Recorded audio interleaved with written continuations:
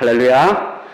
오늘 함께 하시는 모든 분들에게 하나님의 은혜와 사랑이 풍성하게 임하기를 주님의 이름으로 축원합니다. 오늘은 공교롭게도 성령 강림 주일이자 웨슬리 회심 기념 주일입니다. 성령을 받은 주님의 제자들이나 또 올더스케이트에서 마음이 뜨거워지는 경험을 한 존 웨슬리 사이에 분명한 공통점이 있습니다. 그들 모두 하나님을 체험한 것입니다. 여러분들 중에도 흔히 말하는 성령 체험과 같은 신비한 종교 체험을 하신 분들이 계실 겁니다. 분명히 여러분의 삶에 있어서 잊을 수 없는 아주 귀한 경험이었을 겁니다. 하지만 또 그런 것에 대해서 부정적인 시각을 가지고 계신 분들도 또 계시죠. 뭔가 대단하고 이해하기 힘든 일을 경험한다고는 하지만 믿지 않는 사람들의 눈으로 보면 이 광신도들의 모습으로밖에 보이지 않는 거거든요. 방언과 통성기도와 병고침, 또 여러 가지 초자연적인 현상들이 예전에 참 부흥회를 통해서 많이 일어났었습니다. 우리가 알고 있는 성령 체험의 전형적인 모습들이죠. 자, 그렇게 성령 운동은 그동안 겉으로 보여지는 것들에 집중해 왔습니다. 그렇게 성령 충만이라고 하면 다이나믹하고 에너지가 넘친 상태, 모든 감각과 정신이 극도로 고조되어 있는 그런 상태를 우리는 성령 충만이라고 부릅니다. 하지만 우리가 알고 있는 이러한 성령 운동, 소위 말하는 부흥회 스타일의 성령 운동이 기독교의 역사를 전체를 들고 보면 그렇게 오랜 역사가 아니에요. 기독교 2000년의 역사 속에서 이 성령 운동이 본격적으로 이렇게 뜨겁게 일어났던 것은 겨우 100년밖에 되지 않습니다. 저는 이러한 성령 운동이 잘 되었다, 잘못됐다라는 것을 평가하자는 것이 아닙니다. 분명히 부흥회와 기도원 중심으로 전 세계를 뜨겁게 달구었던 이 성령 운동은 이 땅의 복음화와 교회의 성장에 아주 큰 영향을 미쳤습니다. 그것을 통해서 많은 교회들이 폭발적인 성장을 했어요. 하지만 이런 은사 중심의 성령 운동이 놓치고 있었던 것들도 있다는 거예요. 겉으로 보여지는 것들에 집중하다 보니까 정작 이 성령의 본질에 대해서 보지 못했던 겁니다. 겉으로 보면 분명히 요란하고 화려한데 그런 성령 체험이 정말 나의 삶을 변화시켰느냐? 우리들이 성령을 받고 그 은혜를 체험한 다음 우리의 삶이 극적으로 변화되었느냐 하는 것을 물어보고 싶은 겁니다. 최근 100년 동안 정말 우리 한국교회를 비롯해서 이 세계는 폭발적인 성장을 했고 부흥회 때마다 사람들은 방언을 하고 눈물바다를 일으켰어요. 눈물을 흘려 기도하고 뜨거운 성령 체험을 했는데 그런 경험을 했다고 해서 정말 우리의 믿음이 좋아졌을까요? 정말 그런 성령 체험을 통해서 우리의 신앙이 더 성숙했을까요? 그렇다면 과연 성령을 체험한다는 것은 무엇을 의미하는 걸까요? 자, 마가의 다락방에서 초대교인들이 과연 주여 섬창하고 박수치면서 뜨겁게 찬양하고 통성기도 하면서 그렇게 성령을 체험했을까요? 어쩌면 거기 있던 그런 분들은요, 그분들은 그런 기도가 있는지도 몰랐을 겁니다. 들어본 적도 없는 기도였을 거예요. 우리는 모두 시대의 안경을 끼고 세상을 바라봅니다. 성경을 볼 때도 마찬가지예요. 그러다 보니까 우리가 오순절 마가의 다락방의 성령 체험 시간을 마치 80년대 부흥회 때의 모습을 상상하면서 읽게 되는 거예요. 자, 머리 위에 저마다 불이 하나씩 있다고 하니까 저마다 뜨거운 불같은 성령이 임해서 주야 주야 하면서 막 큰 소리로 방언하고 뜨거워서 대굴대굴 굴르고 하여간 아수라장이 되어버린 것 같은 그런 뜨거운 부흥회의 모습을 상상하면서 이 장면을 읽어왔던 거죠. 하지만 그런 모든 선입견들을 지우고 그냥 액면 그대로, 말씀 그대로를 한번 읽어보는 거예요. 저는 오늘 말씀을 통해서 진짜 성령의 불을 만난 사람들을 다시 한번 살펴보려고 합니다. 과연 불같은 성령을 체험한다는 것은 어떤 의미인지를 함께 나누면서 은혜를 나눠보려고 합니다. 자, 먼저 오순절 마가의 다락방으로 우리가 함께 찾아가 보겠습니다. 자, 때는 오순절이에요. 예수님이, 부활하신 예수님이 이미 하늘로 올라가셨습니다. 남은 제자들이 마가의 다락방에 모여서 열심히 기도를 합니다. 십자가 사건 이후에 이제는 예전처럼 공개적으로 대형 집회를 하는 것은 불가능해졌어요. 아주 조심스러운 상태예요. 그래서 그들이 거기에 모여있다고 하더라도 예전처럼 요란하고 시끌벅적한 모임을 가질 수는 없었을 겁니다. 기도를 할 때도 은밀하게 조심스럽게 속삭이듯 그들이 그렇게 기도를 했을 겁니다. 하지만 중요한 것은 그 자리에 성령이 임했다는 거예요. 하늘에서 급하고 강한 바람소리 같은 게 집안 가득히 들리게 됩니다. 이 바람이라고 하는 게 굉장히 중요해요. 우리는 이 바람이라고 하는 것을 기상현상으로 이해하잖아요. 공기의 움직임이 바람이 되는 거죠. 하지만 고대인들에게 있어서 바람은 도저히 이해할 수 없는 신기한 자연현상이었어요. 이 공기도 물질이고 무게를 가지고 있는 물질이라고 하는 것을 처음으로 발견한 사람은 갈릴레이라고 하는 과학자입니다. 그러니까 갈릴레이가 살았던 1500년대 전까지는 사람들이 공기에 대해서 알 수가 없었어요. 공기가 무엇인지도 몰랐던 사람들이니 공기의 움직임으로 생겨나는 바람에 대해서 아는 게 전혀 없었습니다. 분명히 눈에는 보이지 않는데 뭔가 변화가 생겨요. 피부로 느껴집니다. 눈에는 보이지 않지만 힘이 느껴져요. 그 바람이 때로는 등불을 끄기도 하고 물건을 넘어뜨리기도 하고 때로는 폭풍처럼 무시무시한 위력을 보여주기도 하는 겁니다. 우리는 이미 다 그것에 대해서 알고 있어서 그냥 당연하게 생각을 하지만 그 옛날 그 시대의 사람들은 이 바람을 하나님의 숨결이나 하나님의 호흡, 성령의 역사가 아니고는 도무지 설명할 방법이 없었어요.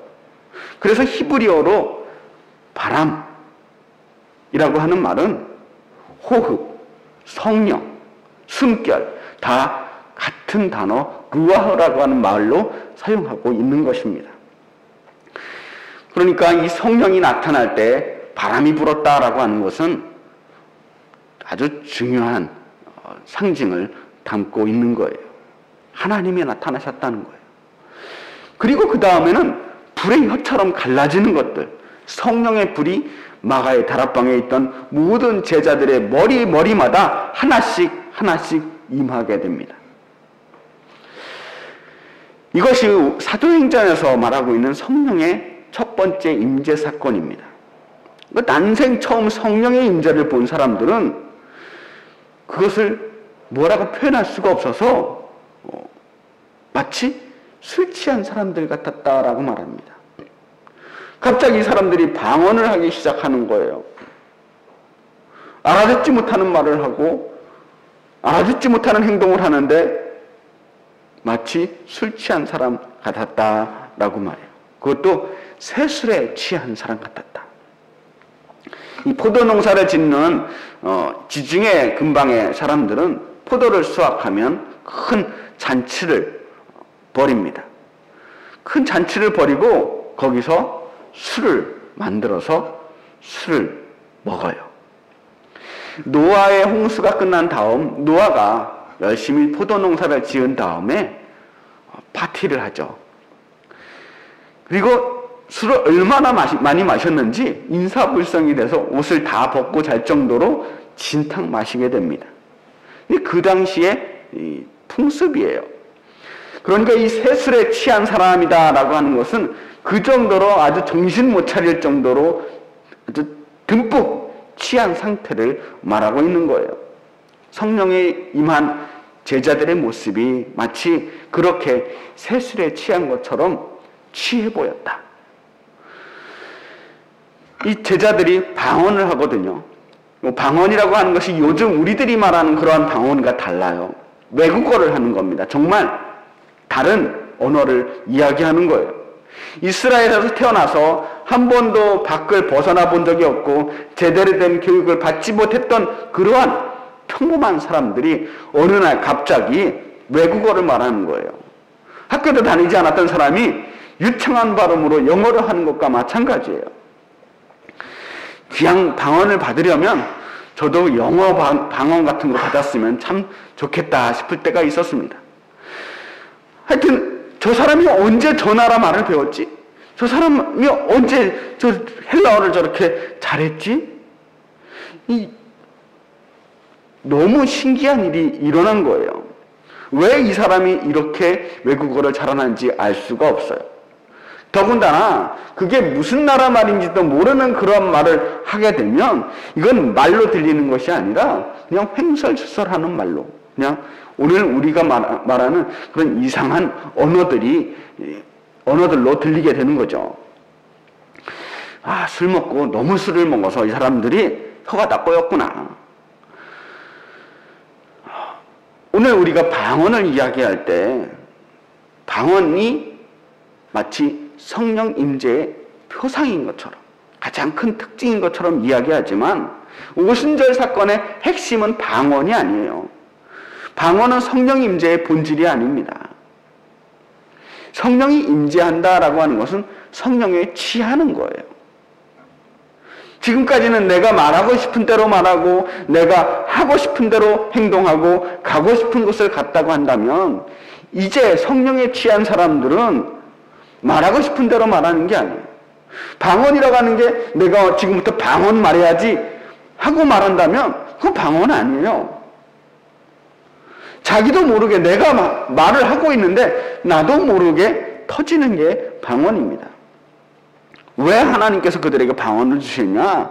뭐 신기한 거 체험하라고 주신 것이 아니라 이방 지역에 가서 선교하라고 방언의 은사를 주신 거예요.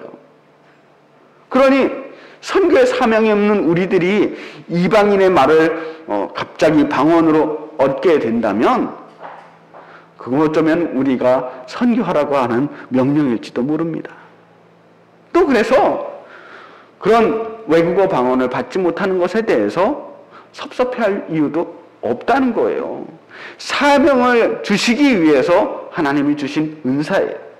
중요한 것은 방언이 아니라 그 일 이후에 일어난 제자들의 변화입니다. 성령에 취하게 되자 그들은 문을 열고 그 다락방 문을 열고 밖으로 뛰쳐나갑니다. 담대하게 용감하게 복음을 전합니다. 거기 모였던 제자들의 대부분이 다 순교를 당해요. 예수를 믿는다고 돌에 맞아 죽고 십자가에 못 박혀 죽고 검투사들의 칼에 죽고 사자밥이 되어서 죽고 때로는 불에 타서 죽었습니다. 거의 대부분의 사람들이 순교를 당했지만 그 어떤 죽음이나 그 어떤 폭력도 그들의 걸음을 멈출 수가 없었어요. 더 이상은 그들이 두려워서 숨지 않게 되었다는 겁니다. 왜냐? 새술에 취해서 취한 것처럼 그들이 성령에 취했기 때문입니다. 성령에 취한다라고 하는 것은 단순히 이성을 잃어버리고 광신자가 되었다는 것이 아닙니다. 내 안에 성령님이 들어오셨다라고 하는 것을 확실하게 믿게 되었다는 것입니다. 어떤 상황 속에서도 하나님이 나와 함께 하신다라는 것을 확실하게 믿게 되었다는 거예요. 그러니 이제 더 이상 죽음도 두렵지 않게 된 거예요. 그 무슨 일이 닥쳐도 두려워하지 않을 수 있게 됐어요. 그러니까 내 안에 성령님이 계신 걸 알게 되니까 진짜로 하나님의 뜻대로 살게 되는 거예요. 하나님이 내 입술을 주장해 주시고 내 발걸음을 인도해 주셔요. 이런 사람이 성령에 취한 사람들입니다. 또 한 가지, 이 성령의 불은요, 불은 불인데 뜨겁지 않은 불이에요. 우리를 태워버리는 불이 아닙니다. 자, 제자들의 머리 위에 성령의 불꽃이 임합니다. 정확하게 어떤 모양이었는지, 어떤 형상이었는지 우리는 그냥 상상할 수밖에 없어요. 머리 위에 불꽃이 임했지만 누구의 머리도 타지 않고 아무도 뜨거워하지 않았습니다. 예전에 제가 어렸을 때 부흥회를 가면 부흥사들이 종종 하는 멘트 중에 하나가 불받아라였어요. 불받아라! 어떤 분들은 손으로 막 뻗어가지고 불받아라! 뭐 이래요. 그럼 또 어떤 분들은 정말 불을 받았는지 막 뜨가! 그러면서 막 쓰러지기도 했어요.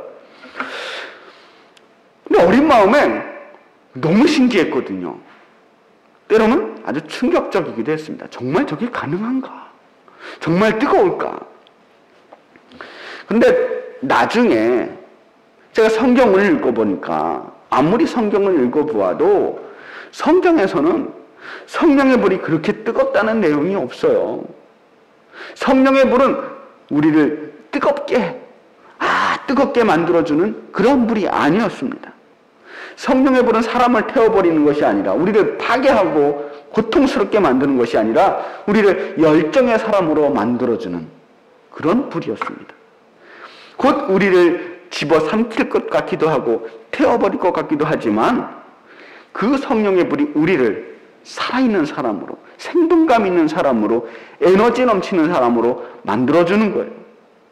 절망 속에서 성령의 불을 만난 사람들은 이제 생명의 불을 안게 되고 희망의 불을 안게 되면서 다시 살아갈 힘을 얻게 된 거예요.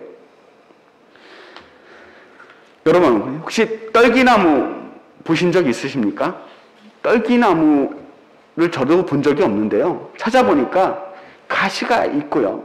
작은 이파리들이 있는데 꼭 아카시아 나무랑 약간 닮은 그런 나무입니다.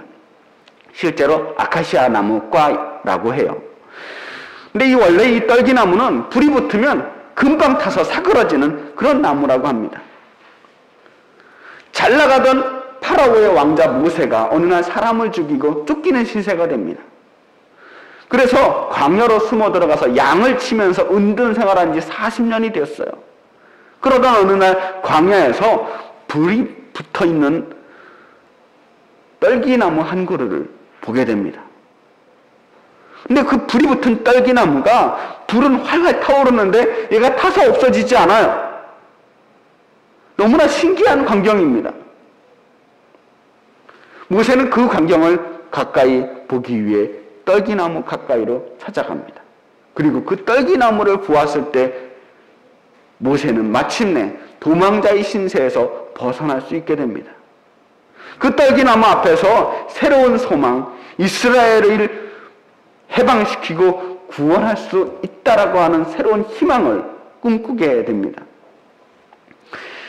고흐라는 화가가 그린 나무 그림 중에 오디나무라고 하는 그림이 있습니다. 오디나무라는 나무는 우리나라에 없어요. 오디 열매가 열리는 나무는 사실 뽕나무예요. 실제로 저 나무는 뽕나무입니다. 근데 고흐의 오디나무라고 하는 이 그림을 보면 저는 자꾸 떨기나무가 생각나요. 모세가 보았던 그 불타는 떨기나무가 생각이 납니다. 실제로 고흐는 목사님의 아들이었습니다. 그리고 본인도 목회자가 되기 위해서 신학을 공부하고 그 전도사 과정을 밟던 중이었어요.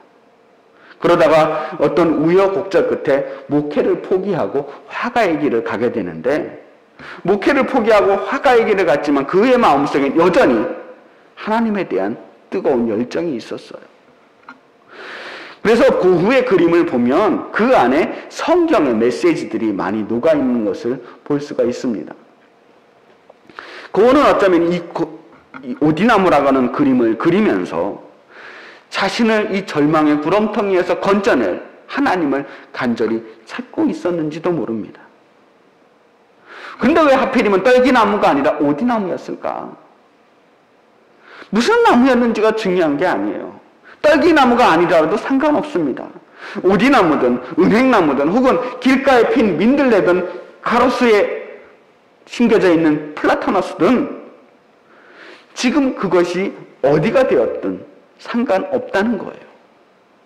하나님께서는 어느 곳에든 임하시고 언제든 임하시는 분이에요. 우리가 중요한 것은 그 불꽃을 만나는 겁니다. 하나님께서는 거기서 우리를 부르고 계시는 거예요. 불붙은 떨기나무 사이에서 하나님이 모세를 부르십니다. 그리고 말씀하셔요. 이리로 가까이 오지 말라. 내가 선 곳은 거룩한 땅이니 내 발에서 신을 벗으라.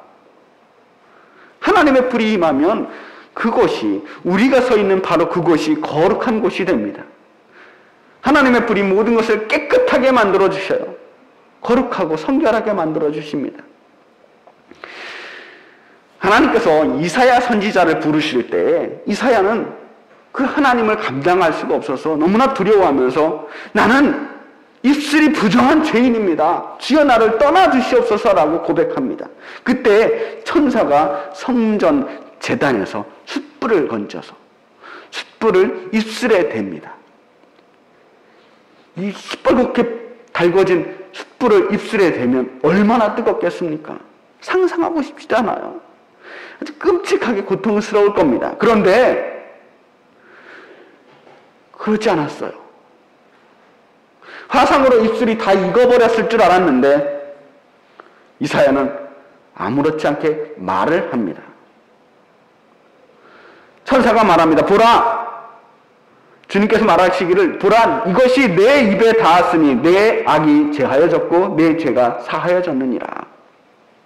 하나님의 불이, 성전 제단의 그 숯불이 우리의 죄악을 태워버리시고 우리를 정결하고 깨끗하게 만들어 주신다는 거예요. 하나님의 불이 임할 때에 우리는 깨끗한 주의 성도로 변화되는 겁니다. 주님의 불이 임했던 제자들은 그제서야 진짜 예수님의 제자, 주님의 성도가 된 것입니다. 그제서야 거룩한 하나님의 백성으로 거듭날 수 있었던 거예요. 또한 성령의 불은 우리의 삶을 변화시키는 불이에요. 잘 알다시피 존 웨슬리는 올더스게이트에서 성령을 체험합니다. 그때 그가 일기장에 이렇게 씁니다. 그때 그 순간 내 마음이 뜨거워졌다. 그래서 우리는 그동안 존 웨슬리가 그 순간에 아주 뜨거운 성령의 불을 체험한 줄 알았어요. 그런데 영어를 보면 그 뜨거워졌다라고 하는 표현이 warmed라고 되어 있어요. 핫이 아니라 warm이에요. 따뜻해진 겁니다. 잔잔하게 밀려오는 감동이 있었던 거예요. 사실 웨슬리는 이전에도 열심히 있는 목회자였고 열정적인 전도자였습니다. 미국까지 선교 여행을 갔다 올 정도로 누구보다 열심히 있는 사람이었고 충성스러운 주님의 종이었지만 주님의 말씀으로 인해서 그 순간에서 비로소 마음이 따뜻해진 것을 느낄 수가 있었어요. 오직 믿음으로 말미암아 살리라라고 하는 이 말씀을 통해서 내 안에 계신 하나님의 사랑을 느끼게 된 거예요. 아, 내가 용쓰고 애써서 되는 것이 구원이 아니구나. 하나님께서는 언제나 나와 함께 계셨구나. 내 안에 원래부터 계셨던 하나님이, 나를 구원하신 하나님이 계셨는데 내가 다른 곳에서 구원을 찾으려고 했구나.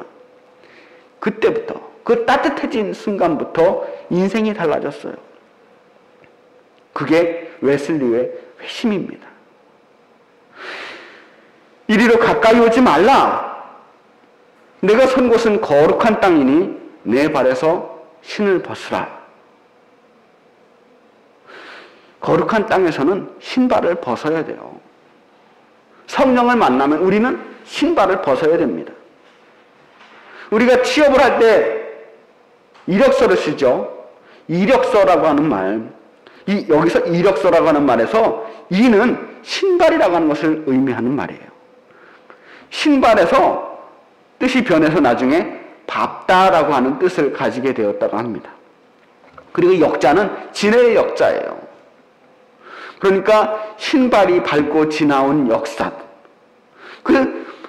내가 살면서 밟아왔던 그 모든 자취의 기록이 이력서가 되는 거예요. 내가 여태 뭐하고 살았는가? 무엇을 했는가를 말해주는 문서죠. 그런데 하나님께서는 떨기나무 가운데서 우리에게 말씀합니다. 그 발에 신을 벗어라. 내가 지나왔던 그 길, 그걸 버리라는 거예요. 이력서를 찢어 버리라는 겁니다. 지금까지 내가 뭘 했는지, 지금까지 내가 뭘 쌓아왔고, 어떤 업적을 쌓았고, 어떤 대단한 일들을 했는지 그거 다 버리라는 거예요. 혹은 내가 그 어떤 부끄러운 과거와 씻지 못할 죄가 있었더라도 그것 역시 찢어 버리라는 거예요. 회심이라는 게 뭐예요?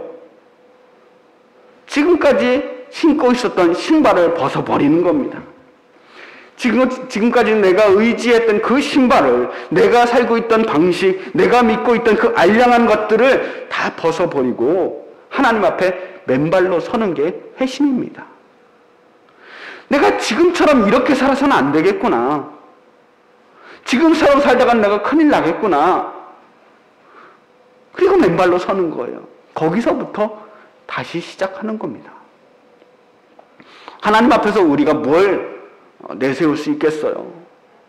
그 알량한 이력서를 찢어버리고 주님 앞에 다시 서야 합니다. 주님, 말씀하여 주시옵소서. 주님, 나를 불쌍히 여겨 주시옵소서. 주님, 나를 사용하여 주시옵소서. 그 고백이 회심입니다. 성령 강림절이에요. 이 성령이 도대체 뭘까? 성령의 본질은 하나님입니다. 하나님. 성령 하나님이에요. 성령은 오라고 한다고 오고 우리가 애쓴다고 받을 수 있는 그 어떠한 것이 아닙니다. 통성기도나 금식기도나 주여 삼창하고 눈물 흘리며 악을 쓴다고 성령이 임하는 게 아니에요. 방언한다고 성령 받은 거 아닙니다. 치유의 은사나 예언의 은사나 온갖 대단한 은사를 받았다고 하더라도 거기에 현혹되지 말아야 합니다. 성령이 임재했다라고 하는 것은 하나님이 이제 우리 안에 계신다라고 하는 것을 의미합니다. 때로는 격정적으로 들어오시겠지만 또는 언제 들어오셨는지도 모르게 슬쩍 우리 안에 자리 잡으신 하나님이 계십니다. 중요한 것은 성령 하나님을 내가 모시고 있느냐.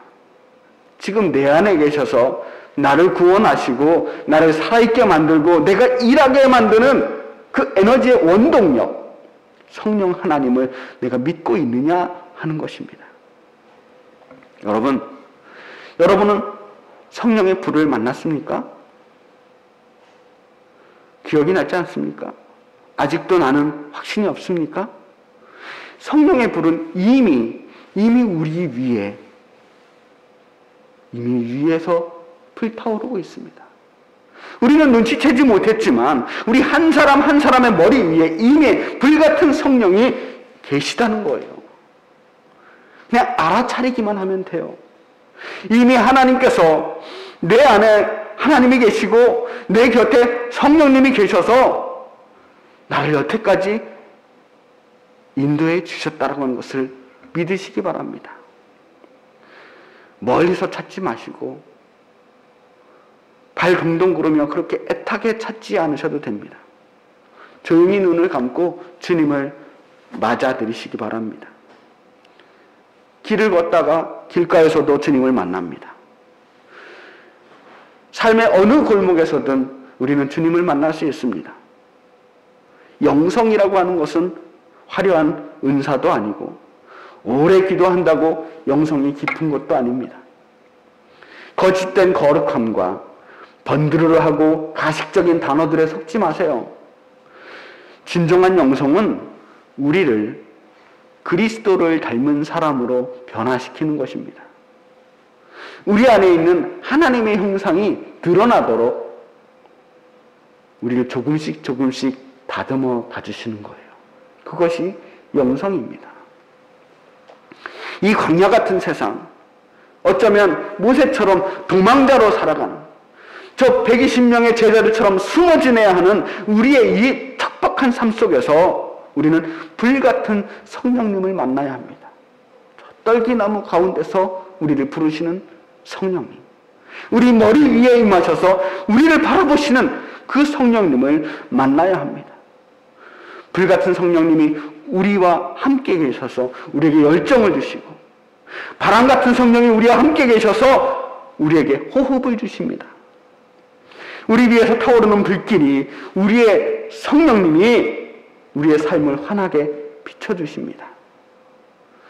언제나 우리와 함께 하시고 언제나 우리 위에 계시고 우리를 인도하시는 불같은 성령님을 환영하며 우리의 삶 속에서 늘 그분과 함께 동행하시는 저와 여러분이 되시기를 주님의 이름으로 축복합니다. 기도하겠습니다.